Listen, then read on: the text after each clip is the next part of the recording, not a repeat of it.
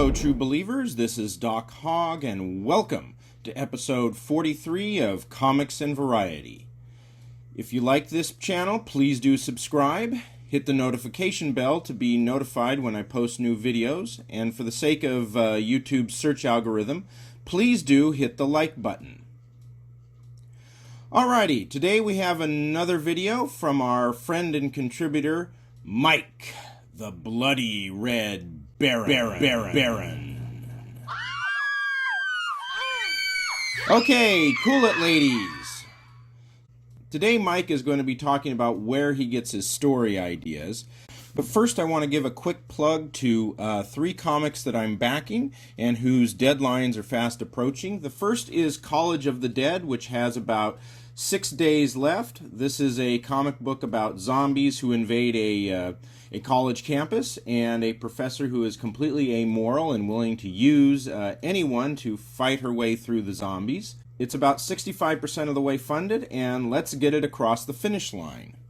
The second one is Tales from Nerosville, issues 1, 2, and 3. As I've mentioned many times, these are some of the funniest comic books I have read in a very long time.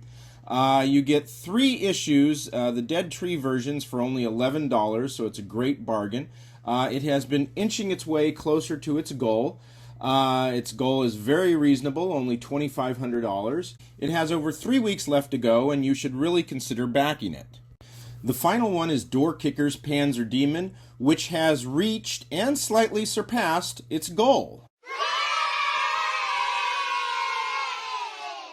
So congratulations to Scott McCullough. This comic book is about a special ops team that is confronting demons and other horrific creatures. It is a good mix of military and epic fantasy, and there are still 4 days left to go on the campaign, so if you want to back it, you still can. I'll provide links to the Indiegogo campaigns for all 3 of these comic books in the description below. And without further ado, let's get on to Mr. Barron's new video. All right, we're here with Mike Barron with another video. All right, you ready to go? Good morning, my friends. People ask me where I get my ideas. I subscribe to an idea service. It's very expensive, but it's worth it. Once a month, they send me a list of ideas. Sometimes they just send me story titles and say, here's the title, you got to write a story to fit it. And frankly, I'm stymied with some of these titles. I don't know what to do with them. And I'm going to just throw them out there for your help. And of course, if you help me write this story, I will split the profits with you. The first title is Never Say Nebuchadnezzar Again. The second title is Hortatory Story. The third title is Drunk Octopus Wants to Fight.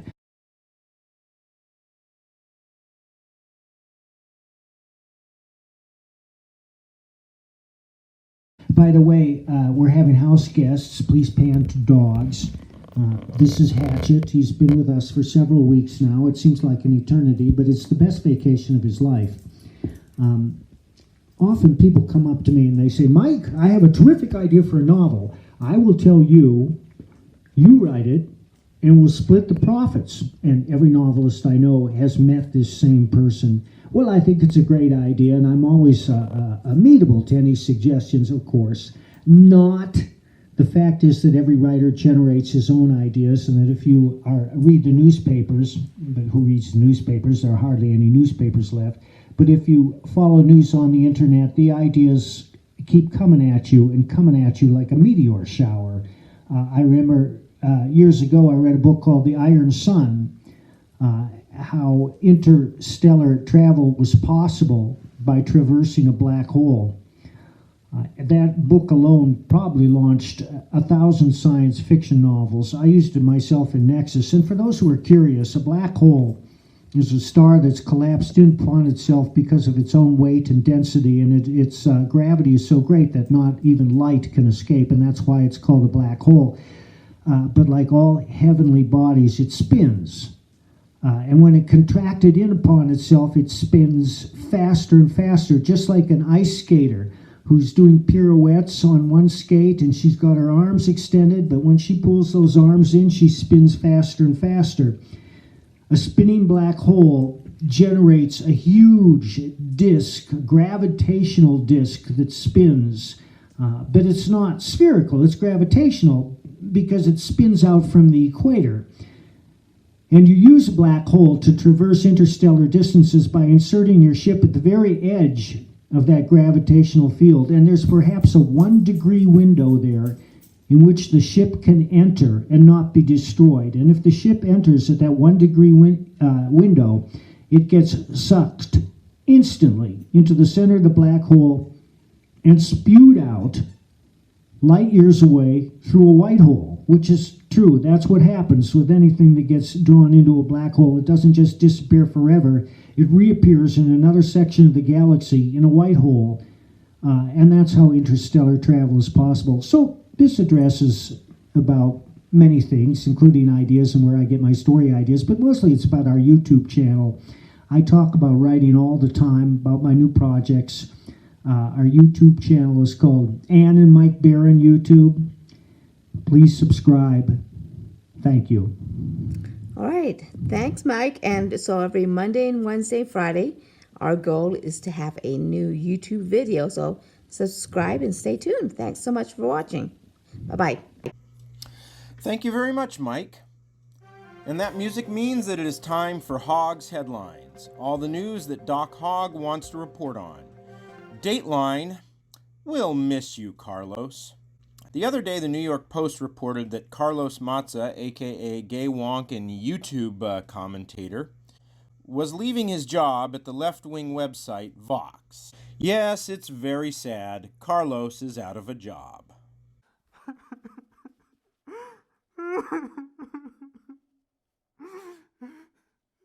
Maza, who's best known for his inability to take a joke and as such succeeded in having right-wing commentator and comedian Steven Crowder demonetized on YouTube. But Maza apparently wouldn't give up until Crowder was completely banned from YouTube. And it may be that Maza is not actually leaving Vox, but that Vox is actually letting him go. Here is journalist Tim Pool with a pretty solid theory. Initially, sources said Vox executives had supported him in his battle with Crowder. But as Maza wanted to escalate the all-out war, their support seemed to wane. And this is where we're getting into, I think he's fired. I think they fired this guy. Check this out. Now here's the hammer.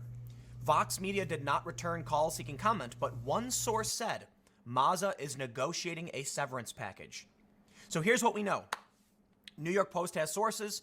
It looks like Carlos Maza is leaving and he's not being supported. It's entirely possible he's quitting. However, if this source, it may be one source from Vox, is saying he's negotiating severance, severance is given to you when you're terminated, when you leave a company unwillfully. But here's the thing, Carlos wouldn't stop. He kept escalating this. He wouldn't let it go. A month plus goes by and he won't stop. I'm willing to bet something corporate happened. Think about this. These companies like Vox, Vice, whatever, they have deals with YouTube. I don't know if they currently have deals with YouTube, but I can tell you this. When I worked at Vice, they had a deal with YouTube, right? Whether or not they're actually having a deal, I think it's possible that Vox gets some kind of special treatment as a large corporate channel. What do you think's going to happen then? When one of your employees is repeatedly threatening YouTube, causing damage to advertisers, and negatively impacting all YouTubers? And what advice does Poole have for Maza? So I don't know what to tell you. Grow up. People do this stuff to me all the time.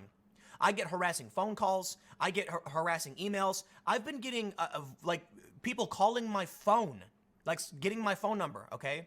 It happens. And people post photoshopped images of me and they insult me and they sell things with my name on it. Welcome to being a public figure, okay? If you're not used to it by now, it's time to quit. And maybe that's what's happening. It's time to go. You can't handle it. Clearly the stress has gotten to you, man. Gee, that sounds familiar. Hey, Carlos, that is the cost of participating in public debate, for being in the public eye. You need to act your age, be an adult, and accept that the price you pay for being in the public eye is criticism. And yes, some of that criticism is nasty and will come off as bullying. But as long as it is not a threat to harm you, you have to just blow it off. And yes, even the stuff that pokes fun at your sexual preference. And if you can't do that, get out of the public eye. Okay, I'll provide links to the New York Post article and to Tim Pool's commentary in the description below. That is all for now. Have a very nice day.